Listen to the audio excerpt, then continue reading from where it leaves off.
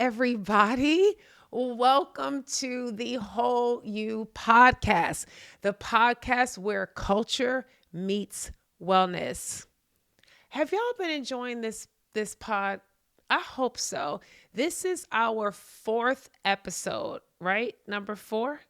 And I am so excited. I'm having fun. I hope you're having fun. And remember, last episode, if you watched it, for those that may not have, but you're going to watch episode 3 as soon as we finish with episode 4, yeah. What we have started to do is mental health check-ins. We're starting the pod with that, right? We just want to check in to see how has your last week been. And so go ahead, drop it in the comment section. Let me know how your last week has been because I care. I want to know what's going on in your world. So yeah, fam, you know what we do here at Whole You. I'm jumping straight into this week's culture code. So what we're going to talk about in this episode is why we do something in one culture and it's okay. But then when we do the same exact thing in another culture, now it's illegal. That's what we're going to talk about regarding today's culture code. This is kind of a little bit of a part 2-ish slightly of episode 3, but in a different vein, if you will. So I have a question, fam.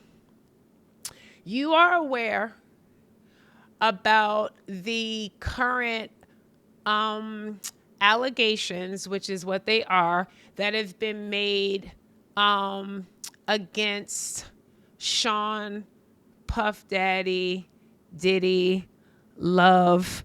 Mind you, we literally grew up, my generation, with Bad Boy records, Can't Stop, Won't Stop. And yeah, Diddy has had like 9,000 different names. And so that's why I just named all of them. There's probably even more. But unless you're living under a rock, you know the allegations that have been going on. You know, I wish I had some with me about thousands of bottles of baby oil. You know about a term that everyone is using, and that term is, you see it on the screen, freak offs. Now, one of the things that is humorous to me is when I hear everyone using the term freak off, like people who you normally would not hear using the term.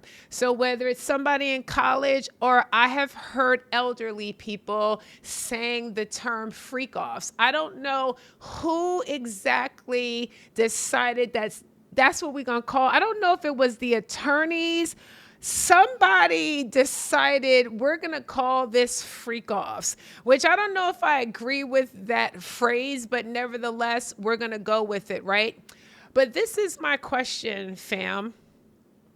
Can someone help me? And again, here at the Whole You Pod, we're just having a conversation when culture meets wellness. I'm trying to figure out what is the difference between this versus this. I'm going to do it one more time. Somebody in the comments tell me what's the difference between this alleged, we think, convener of freak offs versus this convener of freak offs, the Playboy Mansion, is a part of our culture. Now, mind you, I'm older than some of you all, and so we didn't have OnlyFans. We didn't have OnlyFans. We didn't have Pornhub.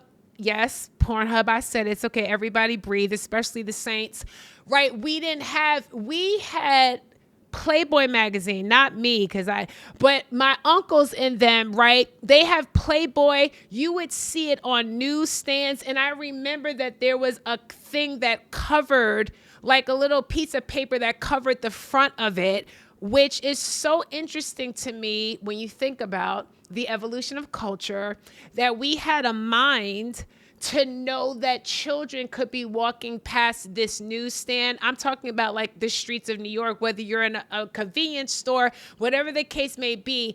Our culture had some kind of moral compass that we said we want to make this available for adults, but we don't want this to be before children. It's amazing how the cover has now gone away.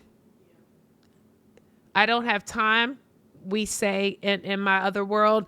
But now that I'm thinking about that sitting here like fresh, I find that to be very interesting.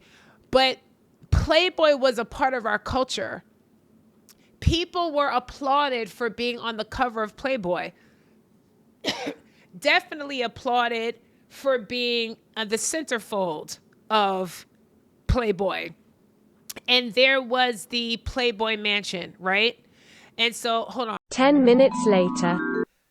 Y'all, I'm sorry. I was like, I think Hugh Hefner tried to get my throat. No, did he? Can y'all be serious? Back to what I was saying. Family, I'm trying to understand why we had a Playboy Mansion. Nobody went to jail. We had bunnies.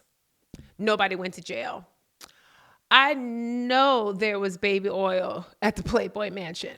So I'm trying to figure out why that whole season, the convener of that gathering, all the people that came, I don't understand why they haven't been indicted.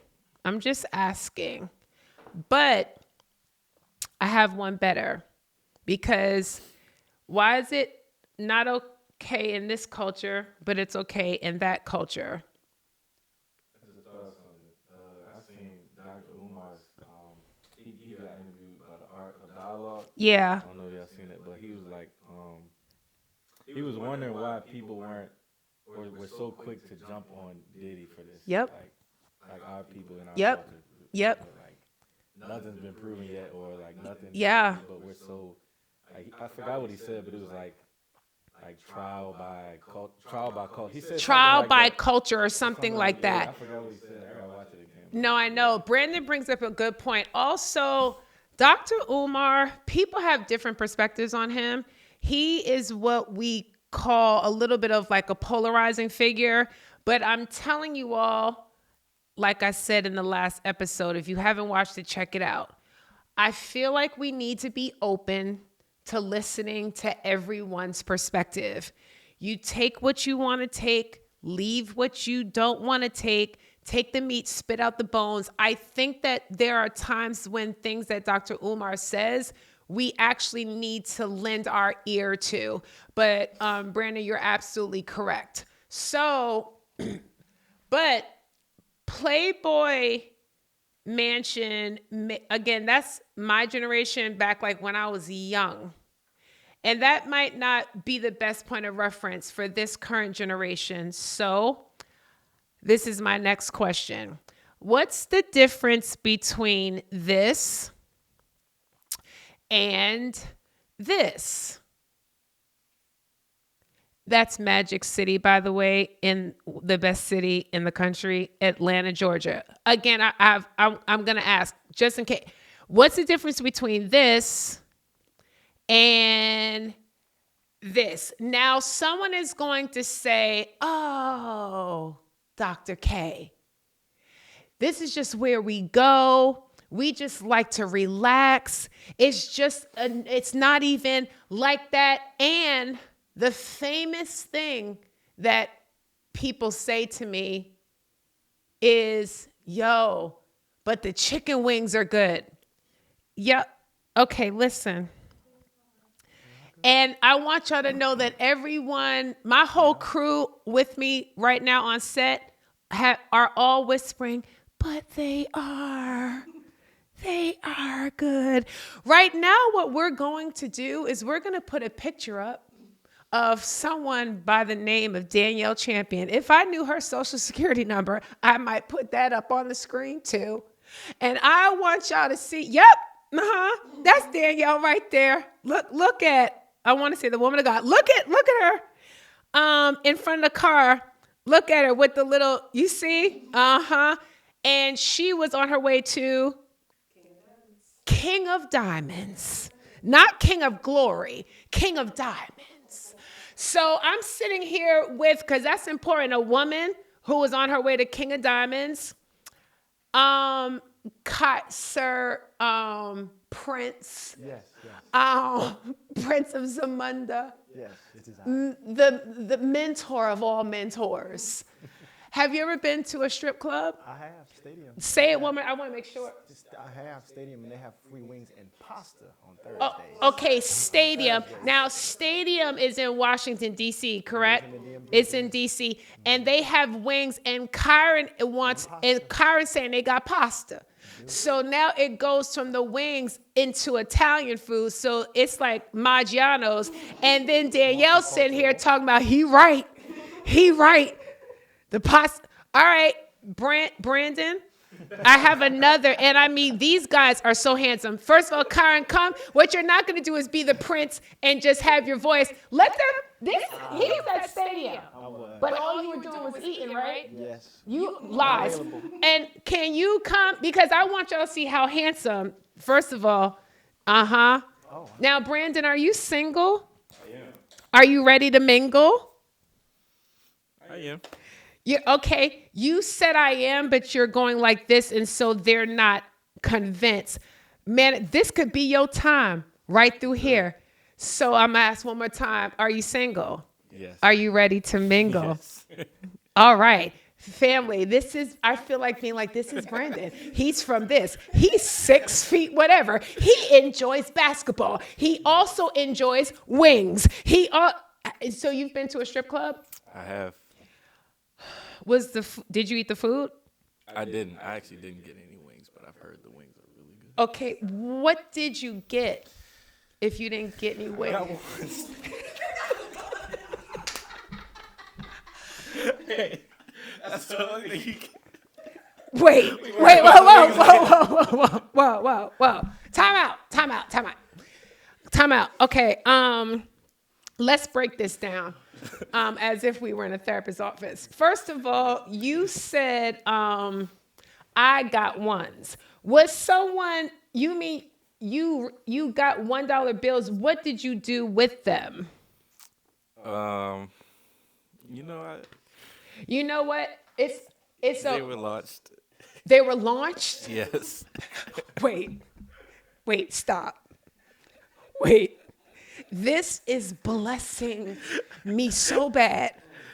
This young man said, I have never in my life heard they were launched out into the deep. That's Danielle again. Here we go. Women, it's okay. I'm going to deal. Y'all still are like, whew, she hasn't dealt with us yet. It's okay. Next episode, I'm going to deal with all the Danielles.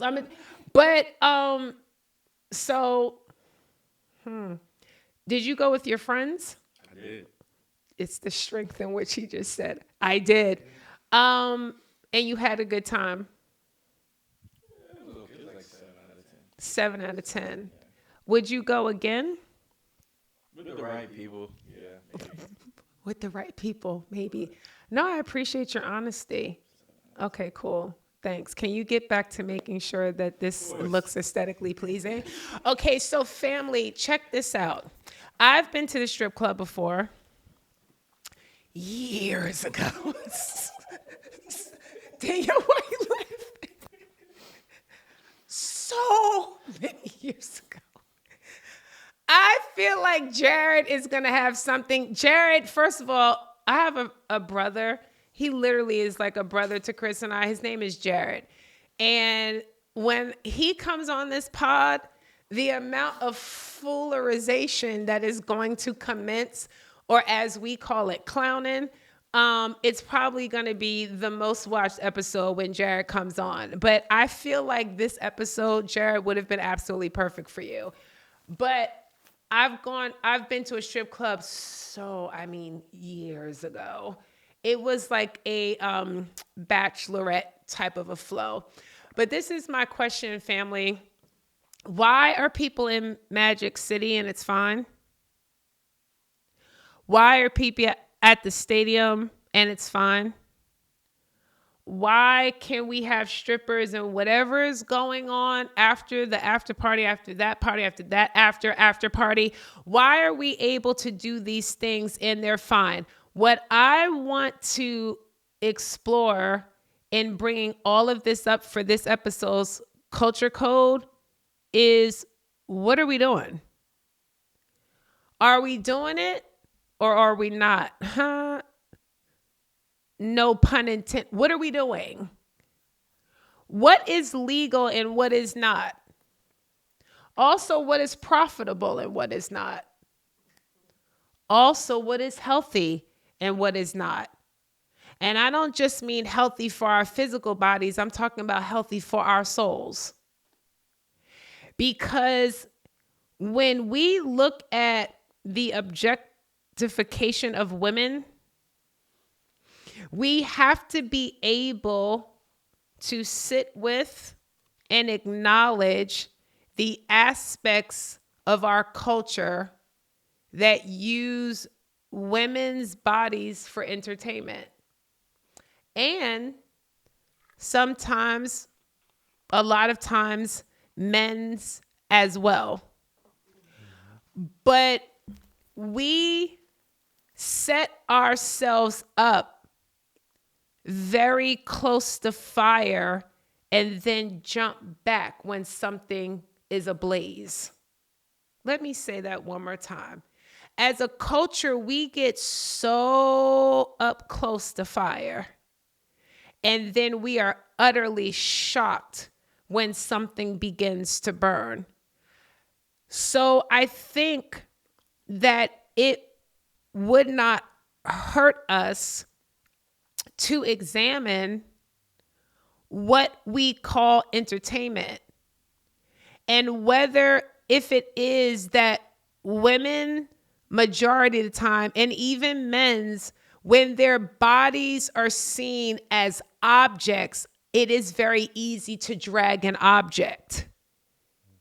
It's easier to drag an object down a hallway than it is to drag a person.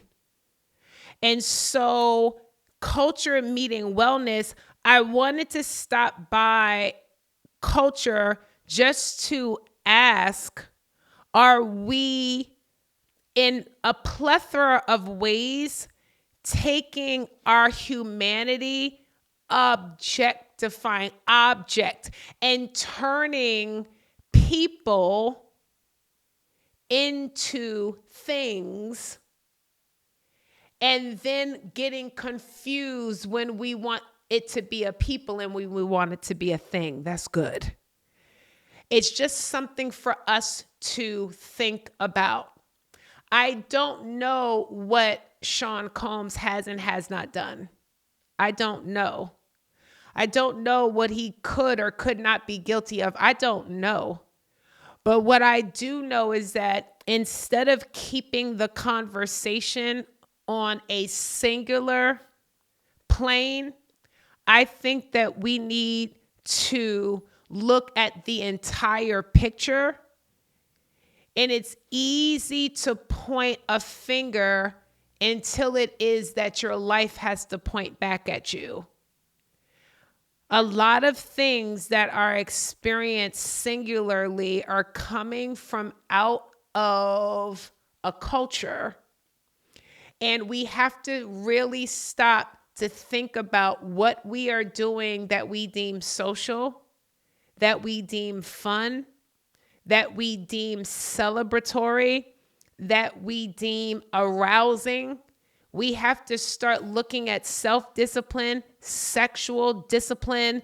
We need to start having conversations about these things more and seeing as though we have no problem doing them, we should equally have no problem talking about it. Shout out to my daughter Sade. And so I don't have a resolve for this culture code. The culmination or the conclusion is for us to begin to think and even talk through whether we see one another as human beings or if we see one another as things. Good? Good. All right. Y'all ready for the next segment? All right, let's go. You know what we're doing next? It's Ask Dr. K, right? And so this is the question for today. What are some signs that you might be allowing someone to treat you poorly? So we kind of call those red flags. And what's interesting is that a lot of times we think that red flags are the behavior of someone toward us. But even in the way that this question is phrased, red flags are when you have that feeling in the pit of your stomach that you let something slide that you shouldn't have. It is when you walk away from a situation, an experience, an atmosphere, an outing, a conversation, and you feel less than. When it is that you feel diminished and it is not rooted in your own insecurities and your own rejection or abandonment issues, that means that someone could be trying to sow a seed of rejection, abandonment, yeah? And those are signs that I am allowing someone to treat me in a way that I'm way more worthy than this. You guys know how we feel about the word worthy on this pod, right? What's so interesting is that literally yesterday, I was having a conversation with someone and I was giving them counsel about a scenario in a relationship dynamic that wasn't even romantic, in which they had a relationship with this person and the relationship started having some challenges that they did not check. So there was a history of the person treating them poorly. And then they stopped having connection with one another and they hadn't engaged with each other in 2 years. And then recently they hear from the individual, right? This is like a workplace colleague situation. And in the email that they received from the person, they're just like literally going, the things that they were saying was just outlandish. And one of the things that I was counseling this person on was this: you do not need to share space with someone that cannot offer you the decency of kindness, the decency of consideration, the decency of taking a couple of seconds to think about what I'm about to say or even just how I'm about to say it. I want us as a culture to start to elevate the way we treat one another, period. My husband's mother, when I first met her, she would go into stores. Like if we were at a grocery store or whether we were like checking out at the department store, Macy's, wherever. And she would like come up to the register, even if it was someone that was like, can I help you with anything on the floor, whatever. And she would say to them, thank you so much for coming to work today. The first time she did that, I said, I felt weird. The person that she said it to was like, what's happening right now? Until they realized that she was being genuine, and you see like this huge smile come on their face. But I was surprised. They were surprised. And as I started to kind of comb through and I saw her do it a couple of additional times in the future, I thought to myself, why is that so strange? What she was doing was acknowledging her appreciation for the person's presence.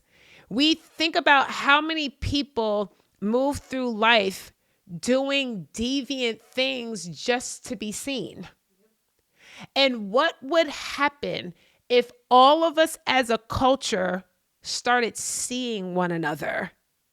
That we would stop moving in this frenzied pace that is America, right?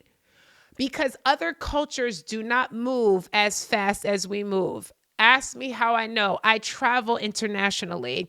When I was on tour years ago in Italy, family, they take siestas in the middle of the day.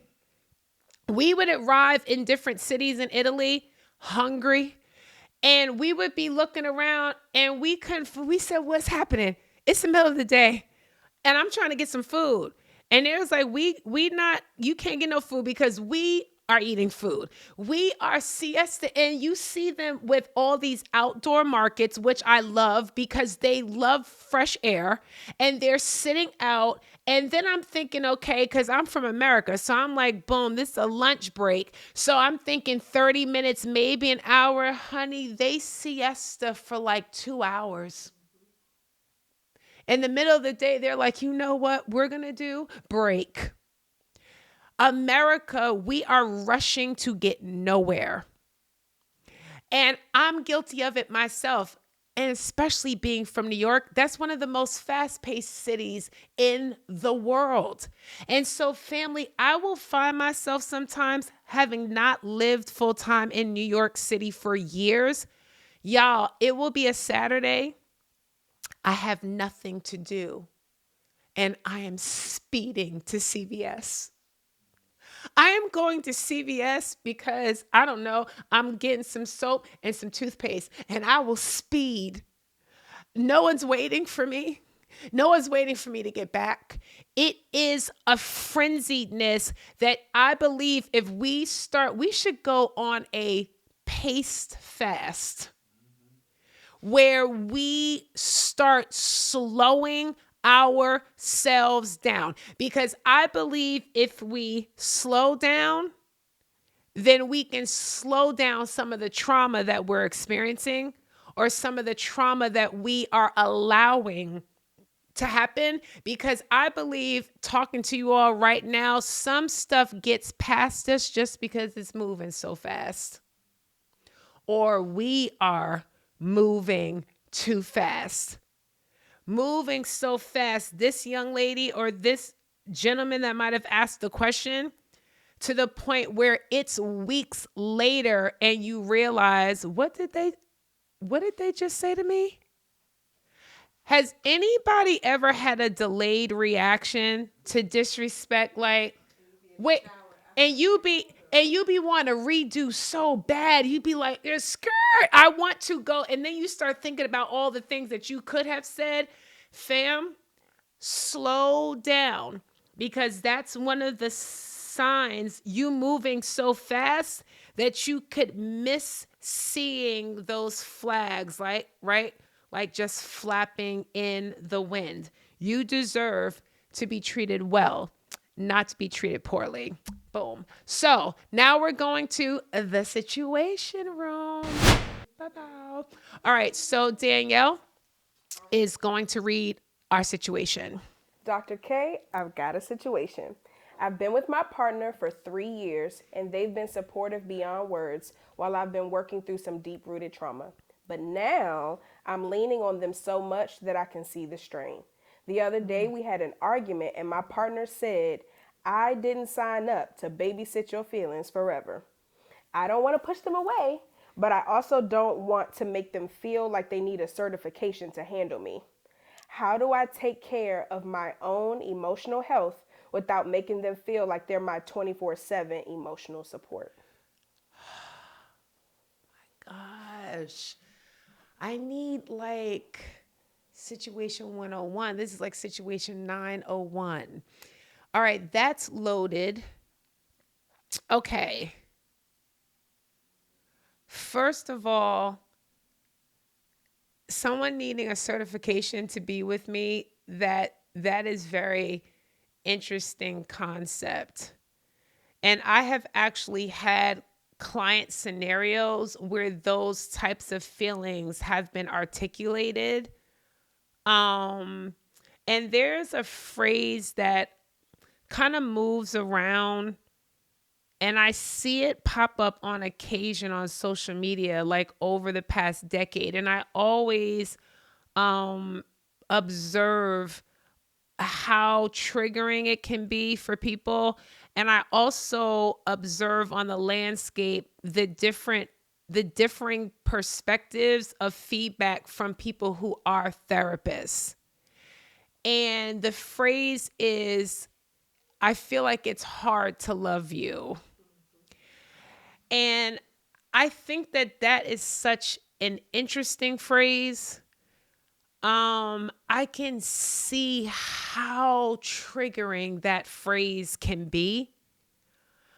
I understand the feelings of someone could have in receiving that phrasing. And then I can also visit the life in the shoes of the person who might articulate it. That phrase came to my mind when I heard what this person said in the situation. I want to say, I'm going to go this route. I believe in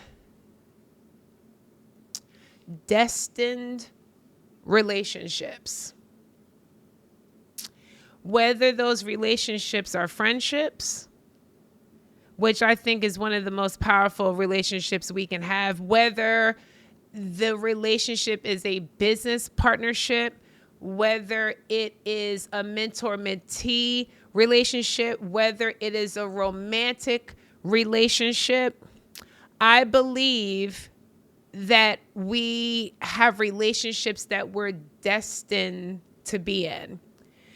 From that belief that I myself carry, I believe that from that seat, we are what I call graced for certain assignments and relationships. Meaning that I have something within me that has the capacity to do life with you. I have a friend, y'all, and I don't know if they're going to watch this. They probably will. Love you. And they are a firecracker.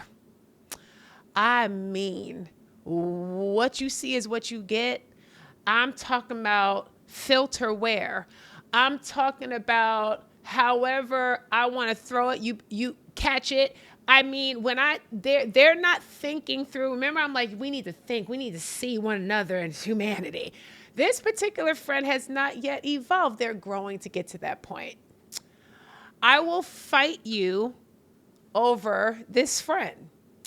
We have mutual associates because they are saying, I don't know how you are friends with this person because I can't, I'm not going to be able to do it.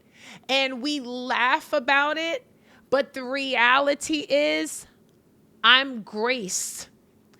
The things that they do that annoy other people that we mutually know, I think is funny.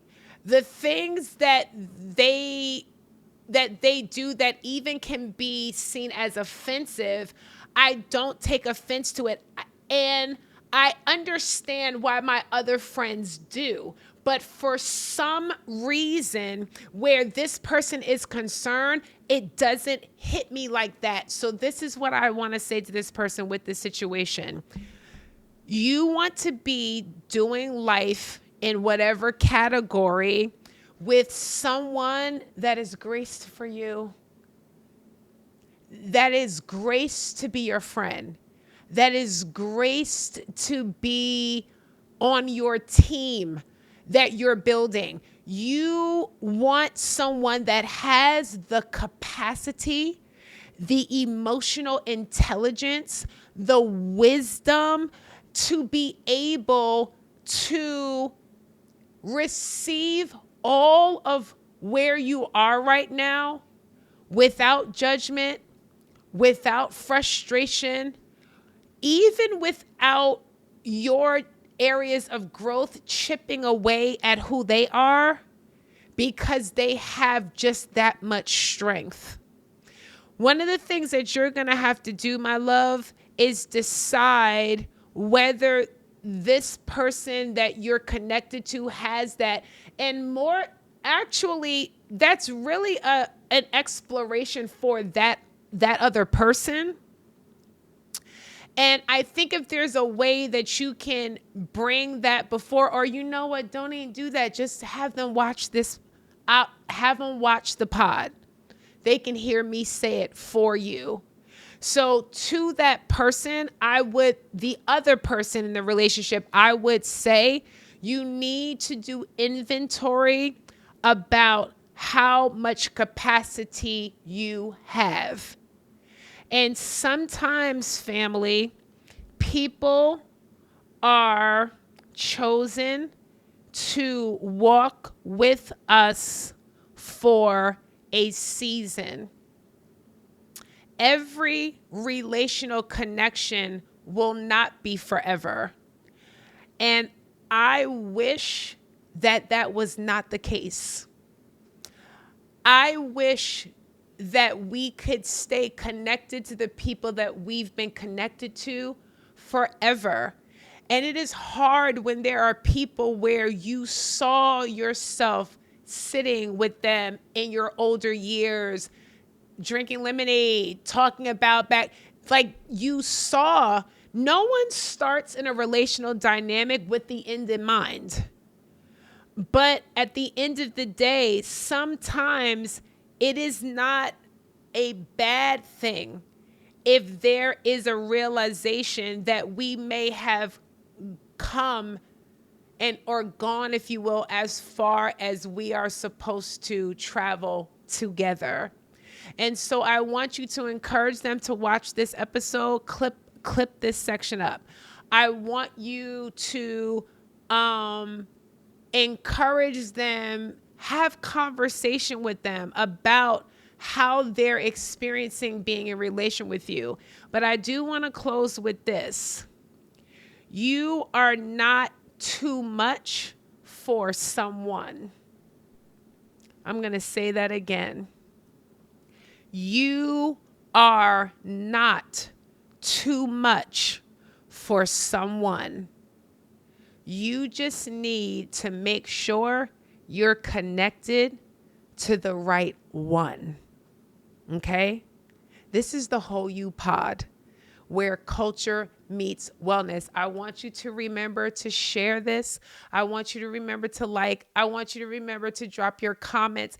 I want to hear from you. I want to know what you're thinking. I want to know how you're feeling. I want to know how this podcast and the topics and my feedback, how it is impacting you, resonating with you. Also, remember, if you have any questions, any situations, email those to me. The email address is right on the screen.